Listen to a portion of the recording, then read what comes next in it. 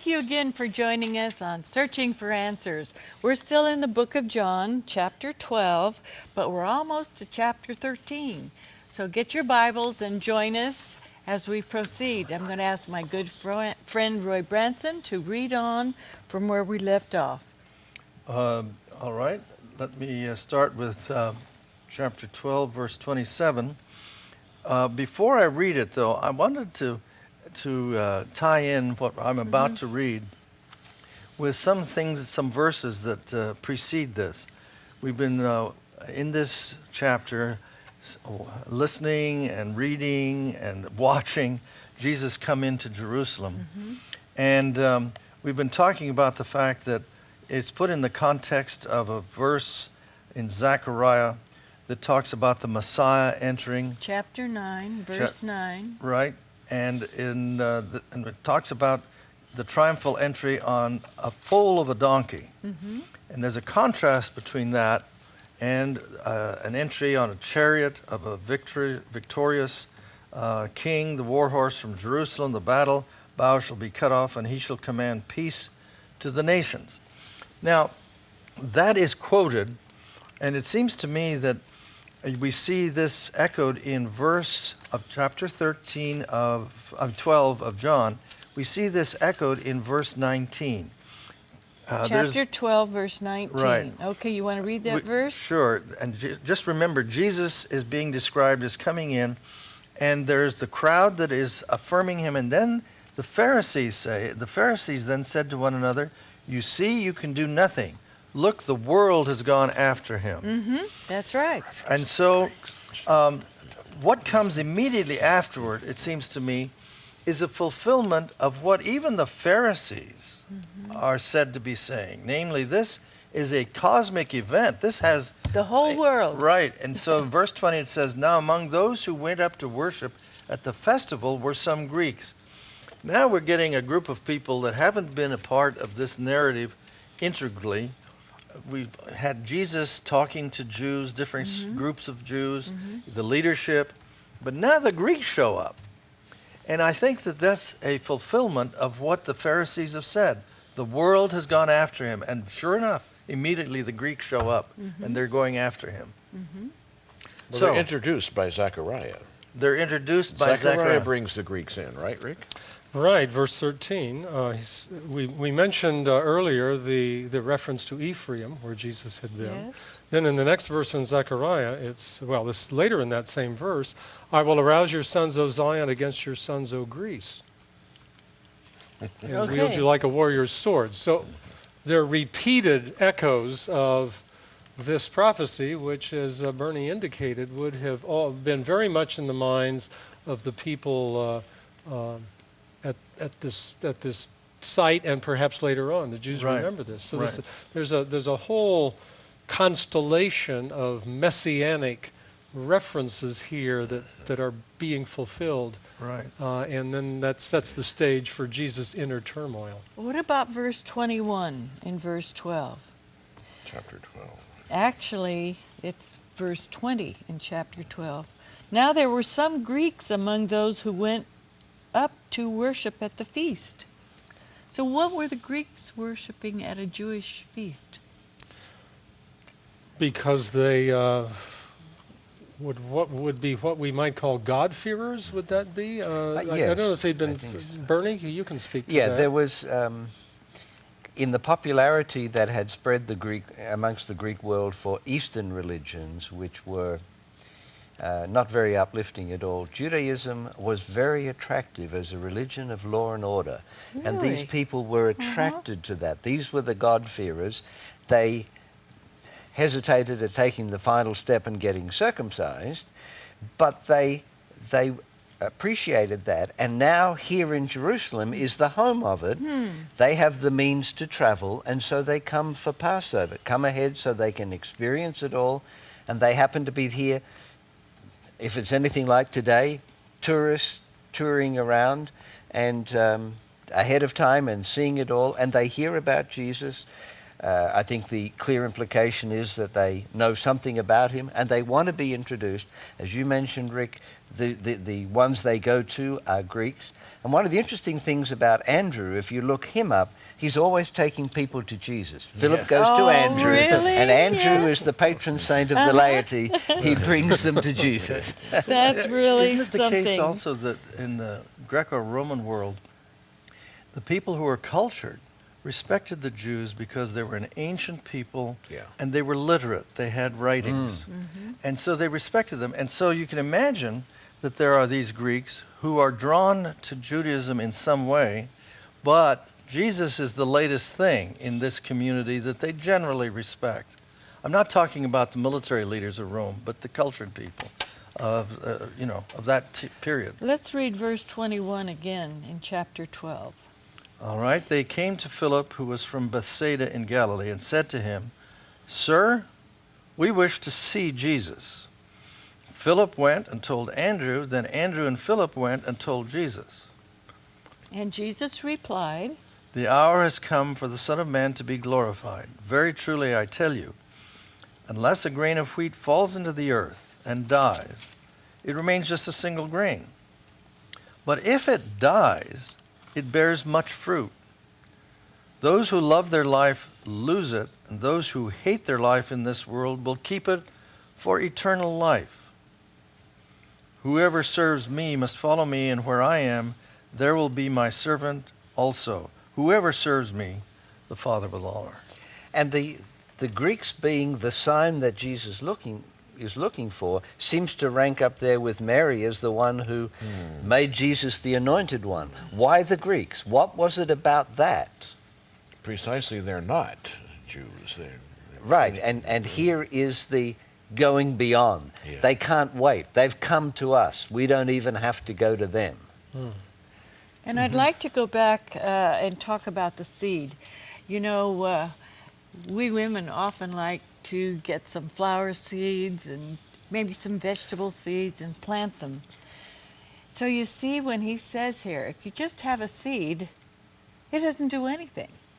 But you put it in the ground and it dies. It's good for nothing after that, except that it grows. So that's what he's talking about here. And I think that's a very interesting way to put it, because I'm sure the people who maybe the lower class or some of the others didn't quite understand what Jesus meant when he said a seed has to die before it gives off whatever it's supposed to grow up to be. I think So I've heard it said that this is the only parable in the Gospel of John. Is that That's right? not the way in Yeah. which Jesus ordinarily taught as he did No. in the Synoptics, but rather, they're discourses, and then there are these references to all sorts of symbolic meanings. But here, seed goes in the ground, and until it goes into the ground and dies, there it doesn't bear fruit. Yes. And it seems almost obvious here that Jesus is talking about what lies ahead for him. For him to Exactly. accomplish his purpose, he must make the ultimate sacrifice Right, and right. go into the ground. Isn't it interesting that the metaphor is a pastoral one, an agricultural one, Sure. rather than shedding blood in the temple, which is the metaphors that revolve around Sacramental, sacrifice, yeah. or the legal metaphors. This is saying Christ has to die. And the other thing I think this parable emphasizes is the resurrection. You don't talk just about a seed in the ground. It's the coming forth. You talk about it What because happens. of what happens afterward. That's and I think right. John is on that, Yeah. emphasizing that with Bernard, this. were you going to say something? I was contemplating it. When I was a kid, a lot of people got upset about this verse because when you put a seed in the ground, it doesn't die. And I never found traction with that. And I remember when I was 7, my father planted seed potatoes, and we dug them up. You And we cut happened to... You cut the eye of a... That's right, and the it flesh wasn't a around seed. It was well, we cut up the eye around the potato. little... Yes, yeah. and you put it in the ground. Okay, And, go. and on one of them, we found the original that all the other potatoes around it had come from, and it was sucked out, and it was it was almost rotten looking, and all of this new life had come from it, and I felt vindicated. I mean, if it doesn't, if it doesn't die, what does it do? Because there is a transformation That's right. and not a death. Yes. But for practical terms, where they understood exactly what it did. Because you don't put the seed in, have it grow, and then get the seed out and plant it again. No, and you don't. That's the end of the seed. That's Now, right. did they understand germination fairly well? I'm wondering. Or was it kind of an act of faith to put seed in the ground when you might have eaten this grain, but you invest it, you have to let go of it. You don't know what happens, and then miraculously it comes to life. Or did they understand what you've said, that Interesting how in the that germination connection. works? In Mark 4, is it, where Jesus tells all of the parables? There is one parable that Mark tells that the others don't pick up on, where the seed brings forth automate, is the Greek word, of itself, literally, but I wonder if that perhaps answers the question. You do all you do, but the seed does its own thing. Okay. It's kind of a miracle of nature. Yes. And it's not something that we produce. Right. We provide the environment, but it of itself. Yeah. Interestingly enough, in Matthew 13, where we have the sower, Yes. who does scatter the seed, and some of it is lost through heat and birds and brambles, the sense of sacrifice really comes through, because that parable is paralleled in the same chapter with the story of the person who wagers everything to buy one field and a hidden treasure, or like the merchant who sells everything to get one good pearl. So there's a sense of strong commitment and investment in all of this. You gamble, you give it your best shot. You know? I've wondered, it does seem to me, and I don't know the history all that well, that farming was kind of on a subsistence level. Oh yeah. And so you're one bad harvest away from Yes. utter Verse 28. destitution. And Yes. so in some ways it's an act of faith to sow grain that could feed you if you didn't Exactly. throw it into the ground. So it's a tremendous risk in a sense. And in famine, to be able to have to exclude the sense of immediacy, to keep it so you can plant it That's and right. get back 100-fold. That's Yeah, serious business, and Yes. certainly made sense to early Christians. Well, if- with the persecution that they were under. If that's the case, You can read that. if that's the case, it suggests that it took an act of great faith on Jesus' part to go through yes. with what he was facing, as opposed to the idea that it was all perfectly clear and all he had to do was follow the path and it would all work out. It was saying, look, this may be the end for me. Well, I was supposed to read verse 27. Maybe I'm this is sorry no. that I This isn't the time to read it. I And think. he's supposed to read Mark 4, verse 28. Well, what do I get to read? You had your turn. Oh, I have. I'm sorry. You get revelation. The kingdom of God is as if someone would scatter seed on the ground and would sleep and rise night and day, and the seed would sprout and grow. He does not know how. Yeah. The earth produces of itself first the stalk, then the head, then the grain, full grain in the head. And the sleeping and rising is the farmer going about what he normally does, but it's not because of him. It's recognized that it's within As itself. soon as it's ripe, you put And the he has sickle no to idea it how and this you is get it. happening. Yes. See, that's the poignancy of verse 27, because Jesus is now speaking. Now my soul is troubled, because we're being told that he realizes that he's coming towards the end of his time. He says, now my soul is troubled. And what should I say? Father, save me from this hour? No. It is for this reason that I have come to this hour. Father, glorify your name. And then we have a voice come from heaven, I have glorified it, and I will glorify it again. And I wonder if this is an evocation, a reference back to the baptism, where there's the presence of the Father coming to Christ. Now, maybe not. The crowd standing there heard it and said that it was thunder. Others said, an angel has spoken to him. Jesus answered, this voice has come for your sake, not for mine. That's right. Now is the judgment of this world. Now the ruler of this world will be driven out. And I, when I am lifted up from the earth, will draw all people Question. to myself. Who was he referring to here? In which verse? This voice? If I be lifted up. What did you read after that? Draw all men. Will draw all people to myself. Yes, and what happens to the prince of this world? Oh, the ruler of this world will be driven out. Now is the judgment of this world. Now the ruler of this world will be driven out. Okay, who's he talking about? If I give my life on the cross, then I've won the battle. And Lucifer, known as Satan, will no longer have the benefit of being the ruler of this world. Well, it may be a reference to It may a cosmic victory. Oh, But it how isn't- much clearer could it be? Well, I defer to my New Testament people. Okay, anybody? Am I wrong? No, of course. The ancient idea that al-Shaitan, that Satan, the accuser, has been banished is obvious reference here. My verse Yeah. 30 says, "The voice was for your benefit, not mine. Now is the time for judgment on this world. Now the prince of this world will be driven out." Yeah, we mentioned earlier that at the time of Jesus' anointing, we mentioned that by Mary, this washing of his feet, the ointment, Jesus had not been anointed beforehand in John.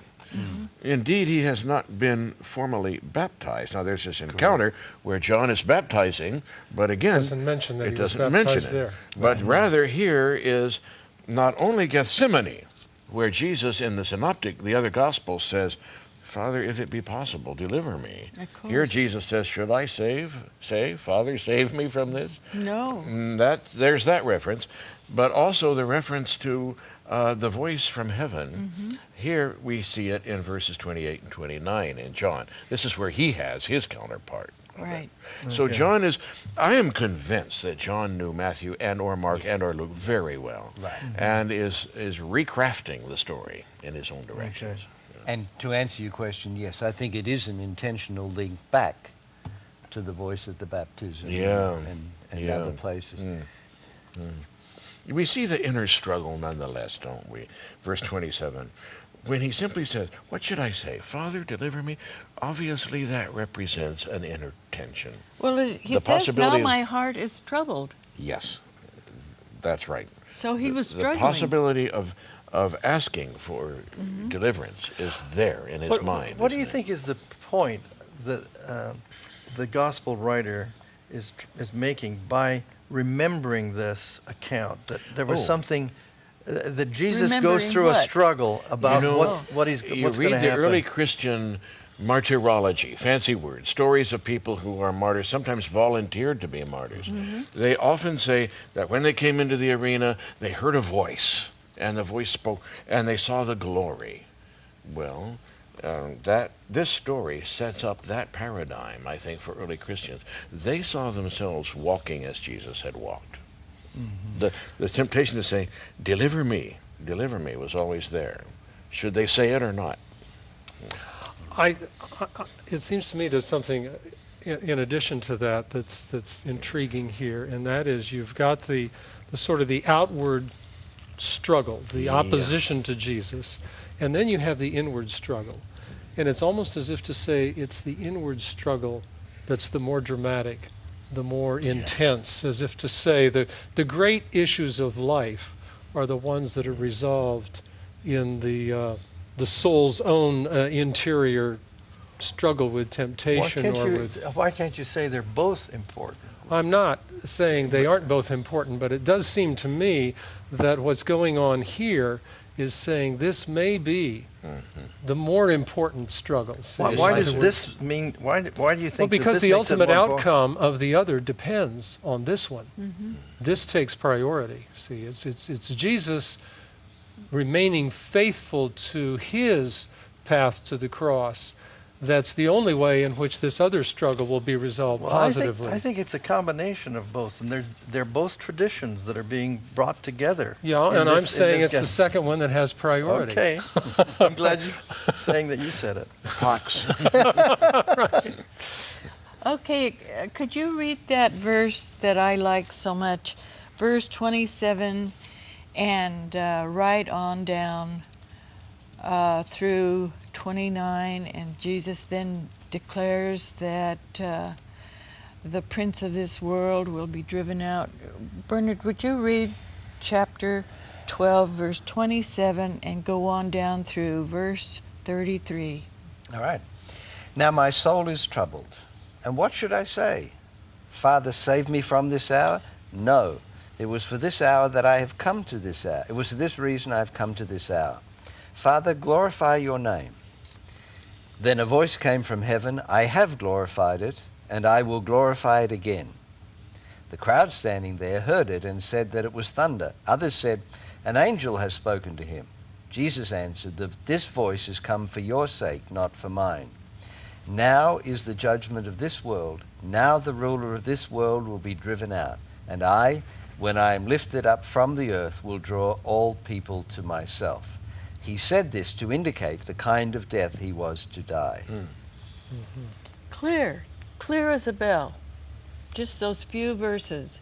He realized that he had won the battle if he goes through the cross situation, which was troubled. Now my heart is troubled. Well, I think he struggled with it. Yes, I do too. And it was hard to go through that. Yes.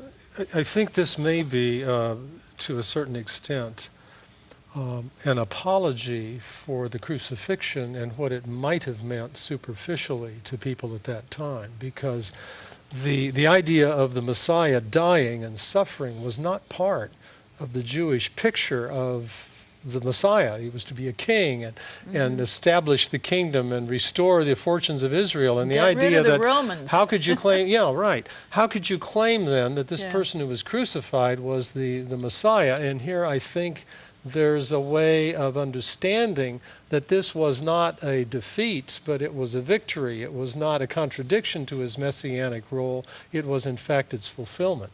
But if you don't read it carefully, you'll miss the point that he's won the battle. Satan said, I'm the prince of this world. I'm in charge here. I've caused every person that's ever been born on this earth, I've caused him to sin. Now I'm going to take this over. A little baby? I remember how close Jesus and his father was, but come on, a baby born, why, this is going to be easy. And you see, then Jesus declares victory over the prince of this world, as my Bible puts it. And now the prince of this world will be driven out. But I, when I am lifted up from the earth, will draw all men to myself. He said this to show the kind of death he was going to die.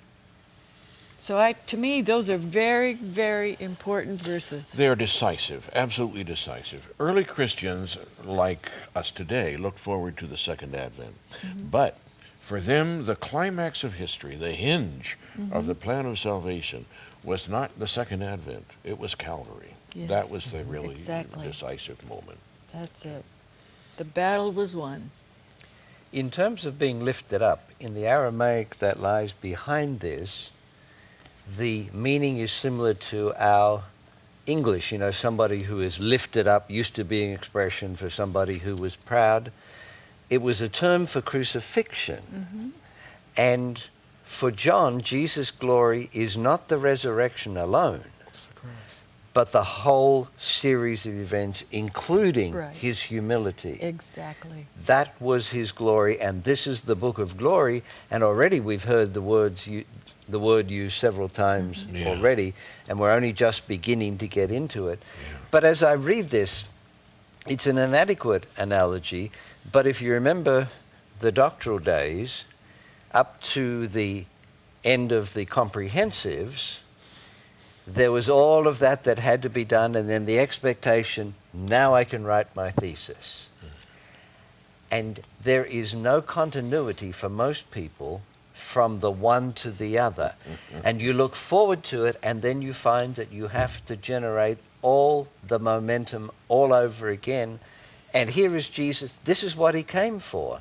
And for me as a reader, along with the original readers, here is Jesus, for whom it wasn't just a walk to Calvary. There were all of the struggles. We don't have the transfiguration here, but we have the same sort of issue that Jesus is wrestling with. Luke tells us the discussion was about his exodus, his departure. Exodus is the Greek word used. And here's that struggle. Well, in retrospect, the past has a certain inevitability to it. And I'm wondering if, clearly this was written with that idea in mind, that this was Jesus' destiny. But as we look at this along the way, these are moments of great uncertainty and great tension and great indecisiveness, shall we say. In other words, yes, this was what Jesus was meant to do, but it wasn't an absolute foregone conclusion that this would happen. This was a man who had to make a decision and put it all on the line and go forward to what, from his perspective, may have been an unknown outcome. For him personally, realizing that this was the only way to achieve what this was what not he a came script for. where he Right. just sort of sleepwalks through it. Ellen White tells us he could not see beyond the portals of the tomb. That's right. Her words exactly. For him, this was It's the end. outrageous. Yeah. All right, we have 16 seconds. I hope that our viewers have enjoyed this last meeting, and we ask them to join us again next time as we keep searching for answers.